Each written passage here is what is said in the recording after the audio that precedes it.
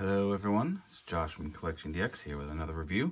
This time it's the War for Cybertron Earthrise Sunstreaker.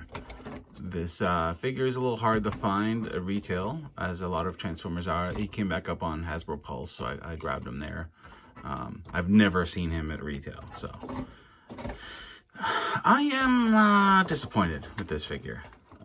There's a lot of things that are just not right about it, unfortunately. Let's start with the color. So the yellow that it's molded in is fine, but then you have these painted bits that just don't match. It's not as severe in person. The camera's kind of accentuating it a little bit, but you know, this has a slight green tint to it, where this is kind of a milky yellow. Not a huge fan of that. He's a little loose. This leggy is a little loose. It just kind of flops around a little bit. Not a fan of that. There we go. Not a fan of that. Not used to that with a Transformer. His only weapon is this spoiler, not spoiler, the engine thing. And he doesn't really, you can't really hold it in his hand, right? Like, it just kind of falls out. You really have to rest it in there because it just comes out. And here's the biggest, most egregious problem of it all. Right? It just falls off. I mean, it's not broken, but that's it. This one does just fine. This one just comes off at every opportunity. Kind of upsets me. You know, in fact, I'm leaving it off until we're done. Just kind of shitty. And I really like the character design of Sunstreaker. I never owned the G1, but I always was into it.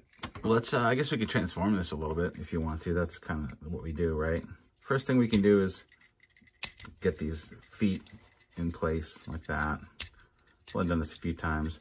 Nice little ports there for the foot robotics, if you like to do that sort of thing. Kind of snap them together. We do a twist. And then this chest piece. Oh, I forgot a step. I always forget a step. These come around. So they're in closer.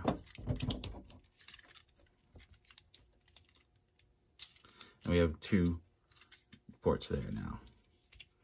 Are those the same ports? No, those are different ports, right? I guess they become they're ports in the back of the legs. So this piece now comes around. That's the front of the vehicle. The head goes in. And now this whole section then rotates. Hands go in. And these come in here. And these come in here. Gotta line everything up just right though, of course. There we go. Oh, and the engine goes there. And I guess you could put the wheel back on at this point. So there's the car mode. I don't believe it's a licensed Lamborghini. It's just a Lamborghini-like vehicle. And it feels like it's lazy, right? Am I wrong here? For example, no fins on the back here, right? Didn't the original have fins? That was kind of its deal. No fins. So, but they give you holes. It looks like you should have a place to put fins. No fins. It's almost like Hasbro saying, you know what, we'll let the third-party guys make the extra accessories because we can't be bothered to. No, like, license plate detail in the back here. The colors are a little off. Things don't line up exactly right. Though, of course, that wheel keeps falling off. I do like the clear window with the kind of Cybertron-ish detailing inside. That's good.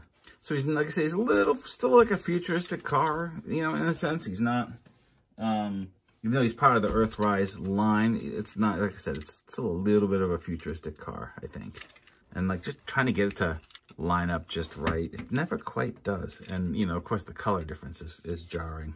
And really, those are the only ports you have in car mode. You can see, you know, there's no place on here to attach any of the weapon effects, the smaller ports. You got one little one down here. And that's it, right? It's just kind of meh. And meh, a disappointing meh. Yeah. All right, I mean, mine could be a fluke. It just could be a warped plastic or something on the pin, but I regret. I wanted him badly, and now that I have him, I regret. Such is life. This is Josh from CollectionDX.com.